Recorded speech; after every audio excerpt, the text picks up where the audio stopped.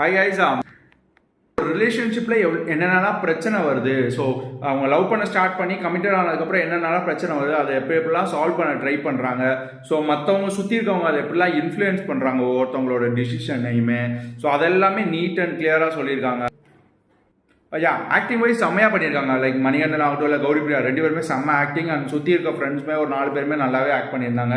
And screen play எல்லா இடத்துலையுமே செம்மையாக தான் இருந்துச்சு. லைக் கொஞ்சம் ஸ்லோவாக இருந்தாலுமே பக்காவாக இருந்துச்சு. டு த கண்டென்ட், லைக் ரொம்ப யதார்த்தமாக எடுத்துருந்தாங்க படம். அதான் எனக்கு கேட்டால் கண்டிப்பாக தேட்டரில் பார்க்குற மூவி தான் அப்படின்னு சொல்லலாம். மேபி கப்பலாக இருக்கவங்களுக்கும் பிடிக்கும், சிங்கிளாக இருக்கவங்களுக்கும் இது ரொம்ப பிடிக்கும் அப்படின்னு தான் நினைக்கிறேன்.